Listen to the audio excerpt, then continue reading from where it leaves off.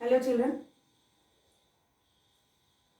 In the previous class, we have discussed about the silk mouth. How the seed changes into larva, that is a caterpillar, and how the cocoon is made around its body. And how can we get that silk from the cocoon? Through the process called swiftling. Why they are heating? Because to extract easily without making into pieces. So now today's class, after stifling, what is the next step we are going to learn? That is cocoon to fiber. So we have boiled the cocoons to extract the silk. But how it can be taken after boiling? The silk which is prepared from the caterpillar is made up of two kinds of proteins called sericin and fibroin. These are the two proteins which are present in the silk. These two proteins are very strong. So, because of the presence of these proteins, the silk is strong, and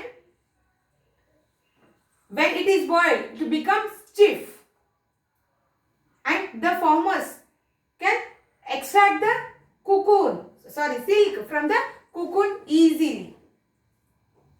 So, this is reeled. They will not take out and throw. It may become very hard to reel. So, immediately after boiling, they will take the large silk thread from the cocoon and they will reel. These are the reeling machines. We call them as reelers. So, they will reel to these reelers. The process of taking out or obtaining the silk from the cocoon, we call it as reeling.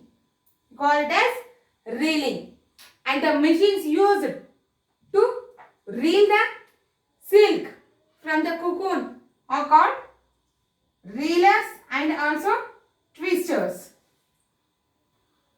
Okay, so they will reel to these reelers so that it may not damage, and while weaving also they can take the silk easily from this reeling. Next, these whatever the silk they are reeling to the reelers, after making 3 to 8 strings of thread, they will make a yarn. They will make it as a yarn. That is nothing but they will fold into small just like thread, just like the woolen thread how we will get. So that is nothing but yarn. We call it as yarn. 3 to 8 strings of thread they will collect and they will tie together to prevent damage of the silk. Next, the yarn is cleaned. After reeling, the yarn is cleaned, bleached, means any waste or any dust particles which are stick to that silk, they will remove that and they will color it. Depending upon whatever the colors are, means nothing but dyeing. They will divide that yarn into different groups and they will dye. Means nothing but the process of making the silk colored is called dyeing. So, through this process, they will separate the silk from the cocoon and they will clean that and will dye it. So, these are the reelers to which the silk is reeled. Next, weaving. Here weaving is nothing but in Telugu we will call it as Maggal. So, it is a traditional occupation. In our state also, in Karimnagar, Mahbub Nagar, Rangareddy districts, the farmers are cultivating these silk moths to extract more amount of silk.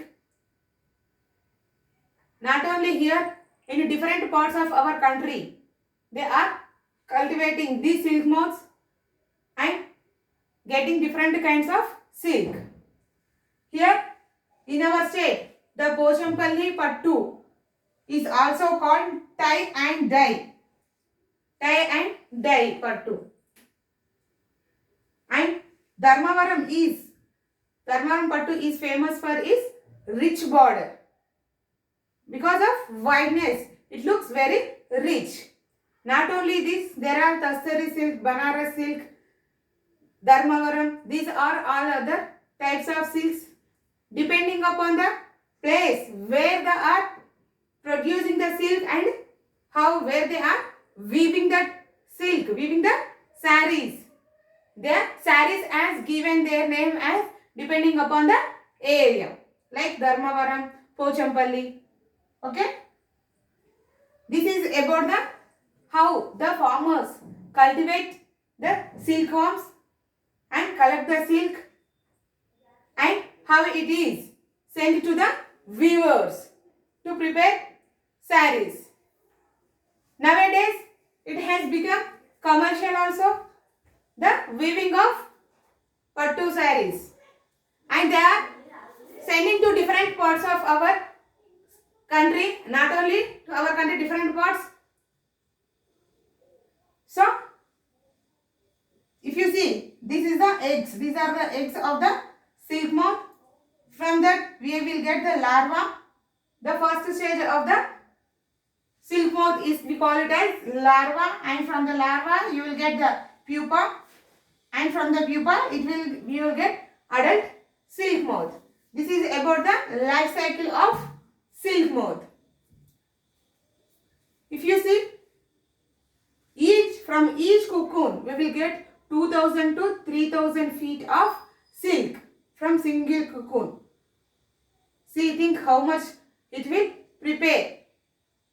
And it is very small, but it can prepare that much length of silk. And it requires 2 to 300 of silk moths to make 500 grams of silk.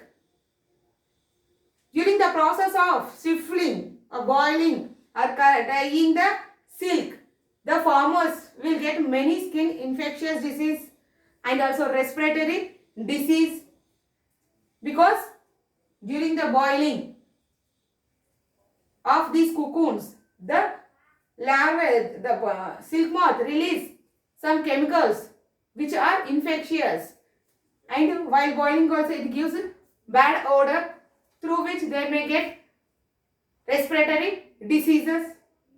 So it is not a easy job for the farmers.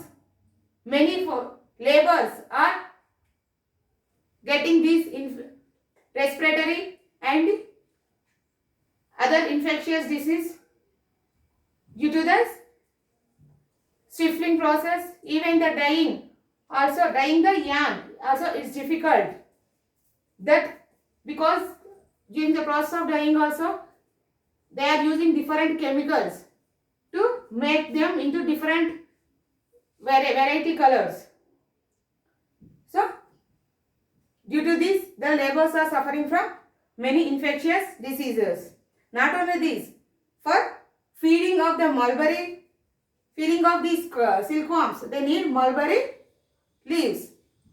So, for this, they are doing a hard job for the preparing of silk. Okay, children, this is about the how we are getting silk from the silk moth. In the next class, we are going to know about the wool, how we will get wool from the sheep and how many processes are involved in them. Okay, children, thank you. See you in the next class.